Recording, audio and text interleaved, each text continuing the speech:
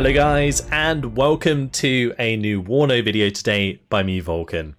Today I have for you the first of the quarterfinals from the WARNO opening tournament, the first tournament of many to come in WARNO. It was ran by the Simulated Divisions League, previously known as the Steel Division League, so props to them for organising this. We are starting in the quarterfinals today since it was a single elimination tournament with 58 players. And I wanted to limit the number of games that I showed you guys due to the current lack of divisions in the game. I didn't want things to get too stale. But I am hoping, however, that we're going to be seeing the best games in these final stages, and it will give us a great idea of how the competitive side of the game in tournaments to come is going to be. This one is between Mecca and Seagull. Today they are playing on two ways, and on our left in the red team we have Stephen on the NATO side using the 3rd Armoured Division, and on our right in the blue team we also have Mecca using the 3rd Armoured Division on the NATO side. So yeah, this is going to be the first competitive commentary of WARNO, and super excited to bring this to you guys. It might take me a little while to get super familiar with all the different units and the mechanics that are available to talk about in these competitive casts, but I will try my best to get us started today, and we'll have a look at what's going down on the bottom side of the map. So for Stephen, we have, it looks like a bunch of these military police with the M67s. This was a unit that is pretty cheap. They come with a recoilless rifle, which has about 1,400 meter range. Of course, a lot of stuff that I'm talking about today will be subject to change, so do bear that in mind. It is, of course, early access. New divisions will be coming out over the length of early access, so also bear that in mind. But either way, yeah, military police with the M67s, very good, cost-effective units. Very cheap with a recoilless that can do damage to better units, so can kill APCs quite well and side shot tanks and do a lot of damage in that regard. So he's got plenty of those. He's got, looks like 4 stingers on this bottom side with 2 engineers with the dragons. The dragon 2s being the HGMs with around like 1,500 meter range. I'm not sure the exact range, but they are okay. They're not going to do too much to the front armor of a main battle tank, but they will pop APCs, so that's one thing they're very good for. But yeah, loads of Stinger Cs here at the start. He's got a Stinger C for his base as well, with his mechanized rifle leader, so using that to capture his home sector. On the top side, we're going to be seeing the mechanized rifle leader with the Stinger C as well. So it seems like that's kind of like his standard base setup. The Stinger there, of course, to protect against helicopter flanks that might be thrown around the top and bottom side of the map, maybe even through the center if it's not well defended. So yeah, having a AA piece by your base is sometimes a good idea. Over on the side of Mecca, looks like he's going to be going for the military police with the M67s as well. Plenty of Stingers being dotted around, but a lot of helicopters here. He's got, let's see, 1, 2, 3 aero rifles in the Black Hawks with 2 OH-58 CSs and an Apache with the rocket pods. At his base, he's going to be using the M151 CP, which is the Jeep. Surprised he is using that for base CV. I feel like the armored one would probably be a better choice. Either way, on the bottom side, he's got more military police, as you can see, with the standard military police, which is a surprise. These standard military police, 5-man squads, but they don't have a recoilless, I believe. I guess they're kind of good for scouting, having like really cheap scouts, but that's about it.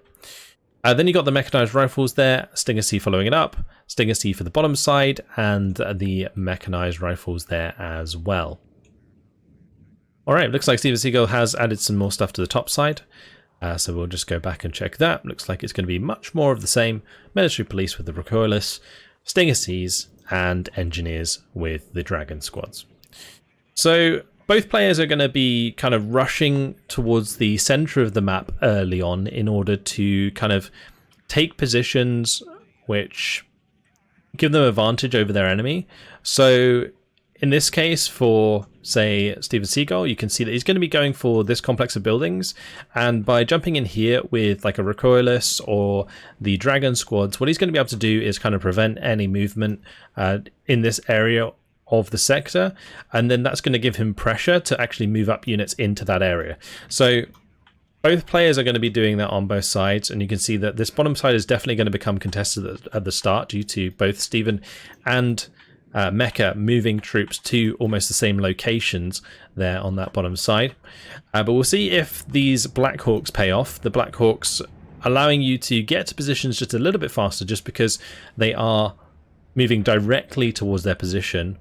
Like, units on road at the moment are pretty quick. And basically, the benefit that helicopters have is they can cross terrain faster.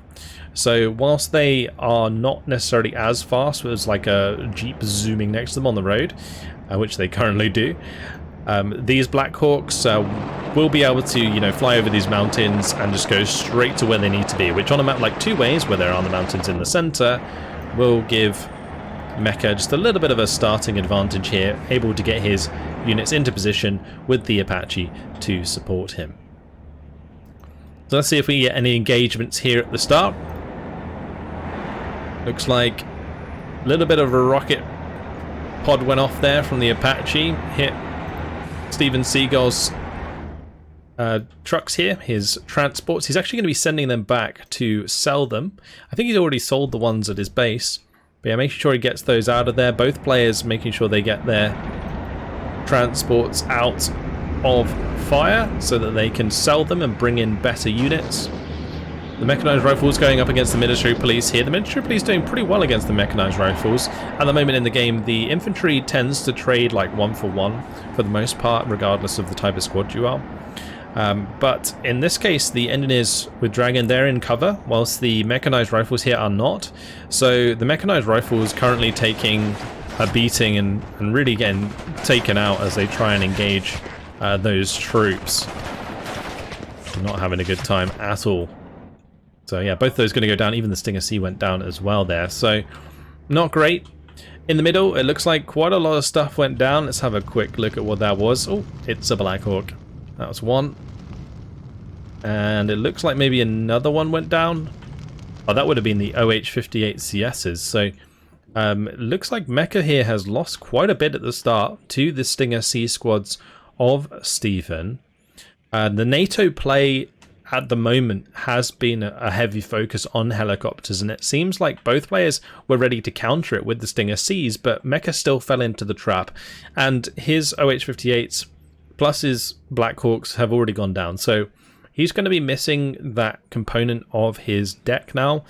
With the OH-58s, if you bring them at 2 vet, you only get 2 on a card, so losing both of them at the start is actually very detrimental because it definitely slows down the rate at which you can react to enemy aircraft harassing you, particularly these Apaches, which can survive multiple hits due to their armor. So you can see they have front armor and side armor and top armor, which means when they get hit by a HE shot, say from a Stinger, they will take 1 less damage. And in this case, a Stinger does 5 damage, but because the Apache has 1 armor, that means it will do 4 damage. That means because an Apache has 10 health, it takes 3 shots to shoot down an Apache.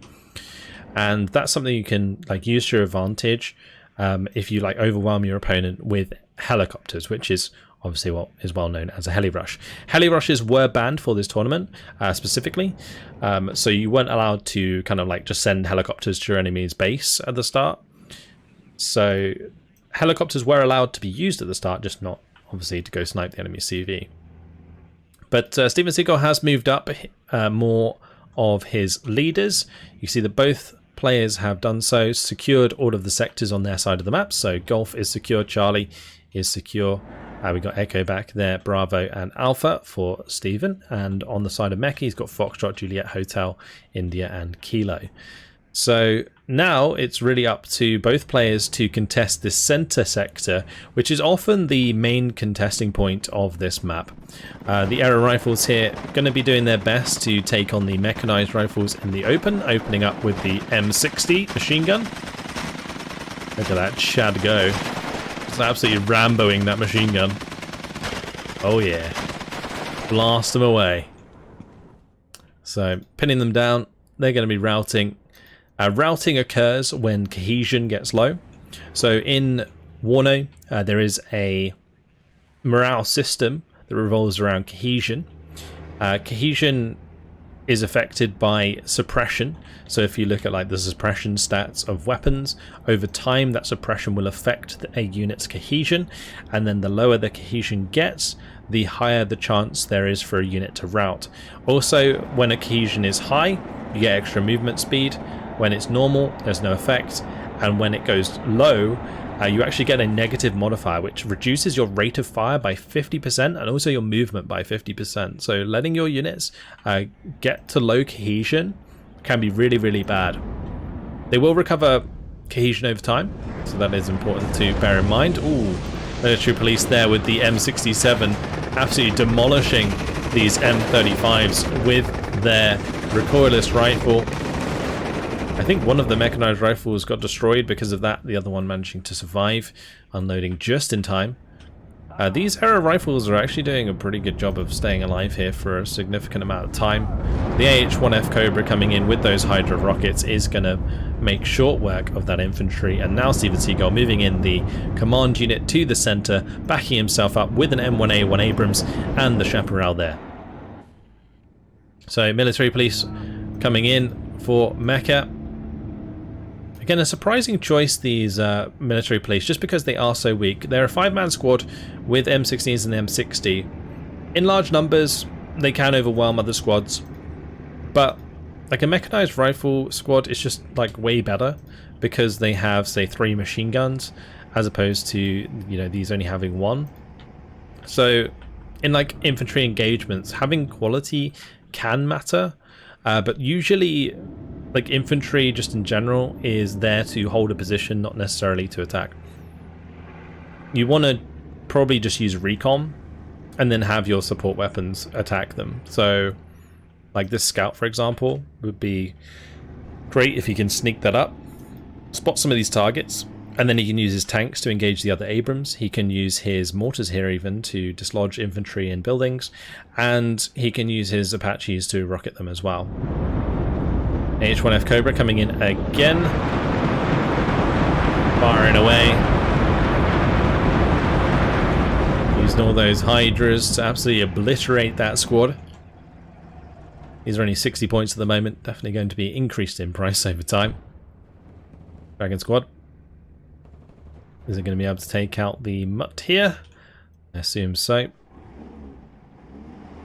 We got another command for Mecca moving now towards the center. So Mecca's really looking to try and contest this center at the moment, although it seems as though his units are being picked off as they move forwards at the moment.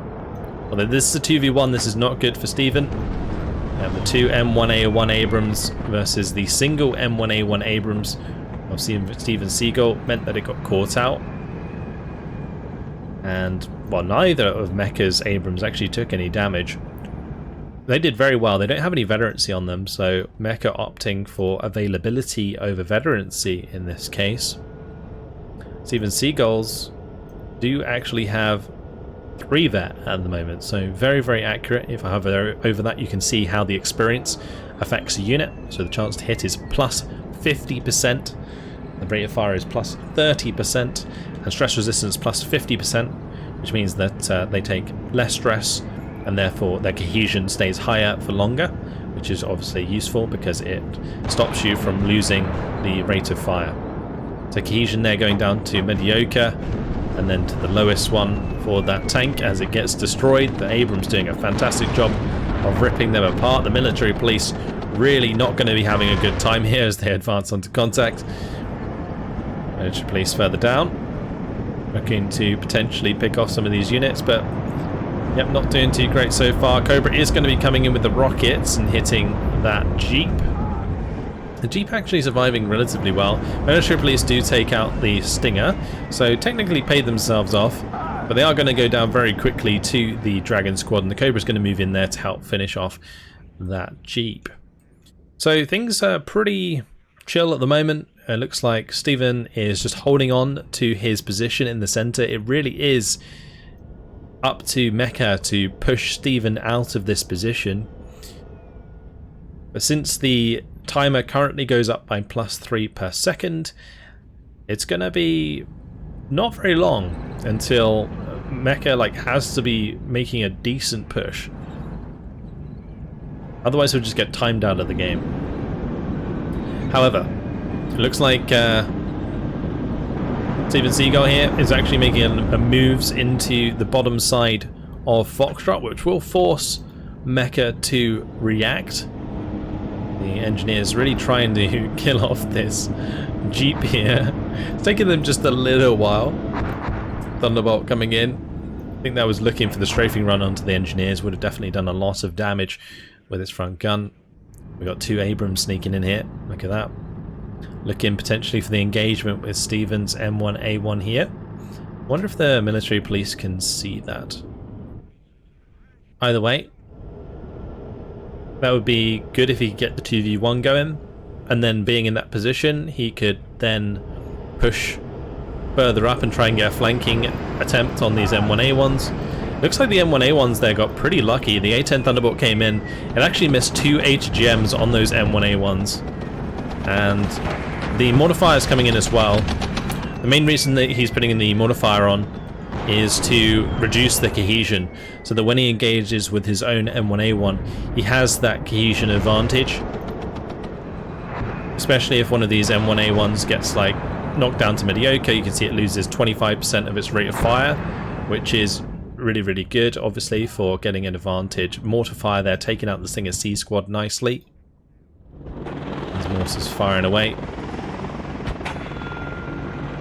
Oh, listen to that ping. Ping.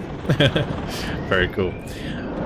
So just trying to mortar this area, pin down everything that you can see. Military police moving up there, going to be revealing the M1A1 as it gets fired upon. Poor military police. I think we're going to see a lot of military police die in this tournament. Stinger C getting into the building. It looks like the Mutt's going to try and make a move into this position, and this is where having like an armored command or even an infantry command would be like a way better choice in this scenario, because it's likely that Steven is going to either try and bomb this or try and arty this, and both of which would do a lot of damage to a Jeep. Whereas if it were an infantry squad, like the bombers at the moment don't do a terrible amount of damage to them, and like neither would cluster, which is quite common at the moment in the meta. So like that would survive. Armored would of course get taken out by cluster, but would not be able to be taken out by light arms fire. So yeah, there are benefits to both. I think cluster is more scary at the moment and harder to deal with, so having an infantry squad is probably more beneficial. Stevens actually moving up with an M1A1 Abrams CP here. Now this is, I believe, the most expensive tank you can get on the NATO side at the moment. 325 points. Does come with a very cool camo. But either way, that's going to be moving into Foxtrot, and what that's going to do is contest the sector. And as long as he contests this, well, that's going to give him an even larger advantage. He was already at a +3, he's now at +5 per second. He's going to take out that unit as well. Abrams moves into cover, Chaparral shoots down the Apache, bish bash bosh, Steven Seagull making moves to finish this game quickly. Of course, Mecca is going to come in with the M15 Mutt into the center here. M151. That's going to contest the sector. You can see the front line there appearing. The front line is generally to give you an idea of where the enemy command unit is, but in this game, command units can in fact still move. So even if you do generally know where it is, you can still kind of evade. Mechanized rifles though, picking off that command unit didn't last very long at all, and it's going to force Steven to charge forwards anyway as the Abrams there comes under fire from the HGM, just kind of forcing the issue in the center, just pushing Mecca off. And it seems like after what was a rather disastrous start for Mecca, things have really fallen into the hands of Steven. He hasn't really let go of this game. The reason that I say that Mecca had a very bad start is because he lost the Apaches and the OHs, and that was a lot of points invested into stuff that didn't really either get refunded or get any use. So like the OH-58s, for example, are good for countering enemy Black Hawks or Apaches or Cobras or Mi-24s if we're playing against the Soviets, whereas he didn't have anything to shoot at. The other thing with the Black Hawks is that they're 75 points a pop. And so you ideally want to get them refunded so that you can invest more into the tanks that cost more, like this Abrams, which is 225 points. So if you manage to refund 2 Black Hawks, you get 150 points back, you're paying off a third of an Abrams. But in this case, the Abrams, they're going to go down. I think Mecca here getting a little bit desperate to try and take back some ground as it is about to end the game. And after all that, we're going to be seeing the end. Cluster munition coming in for Mecca. Certainly needs that prayer. Is it going to hit the mark? It might just do. Oh, it didn't. It actually missed. Oh, and we get the Eagle coming in at the end there to go for the A-10. Look at that. Fly. Damn, they go fast. All right, well, there we go. That is it. 2,555 kills to 630 losses for Stephen Seagull. Pretty much explains most of the game away there. A very large advantage in kills to Stephen, and he managed to use that in order to gain the ground he needed. And nice play with the M1 into the top sector just to contest that. But otherwise, quite a fast game. The military police with the M67 are going to be getting quite a lot of kills there. These are very good value for money units at the moment with their recoilless, since they can destroy transport so easily, and if the transport dies while the unit's still in it, well, the unit goes too. So the mechanized rifles here, for example, getting killed off because they blew up in those M35s, and basically Mecca letting too many units go down to those. Same deal here. M1A1 did manage to do okay, killing quite a lot of these standard military police. Not convinced of that choice. The military police with the M67 are good because of the M67, not because they are like military police. Military police on their own are pretty damn awful against other infantry squads. And it doesn't look like, you know, Mecca really got much done here. He did manage to get a really nice 2-to-1 engagement against one of the Abrams on the side of Stephen, which was nice, but other than that, was lacking any significant plays throughout the game. So, pretty self-explanatory, quick game there between Stephen and Mecca. Congrats to Stephen. We'll be moving on to the semi-finals. Commiserations to Mecca. But of course, great for him to get involved in the tournament, and came a long way. You know, he's all the way through like 4 rounds to get to the quarterfinals, I believe. So, yeah, great stuff. And that's going to be it for the first game of this WARNO opening tournament, at least the first game of the quarterfinals in the WARNO opening tournament. Of course, more to come. I believe we have, these are all best of 1, by the way, so we're going to be having another 3 games for the quarterfinals, and we're moving on to the semi-finals, which will also be best of 1, and I think the final is a best of 3. So yeah, plenty to look forward to, and hopefully maybe some more competitive games in the future. This one was a little bit one-sided, but good game to both players. So for now, hopefully you guys enjoyed it. Thank you very much for watching, and I'll see you in the next one. Goodbye.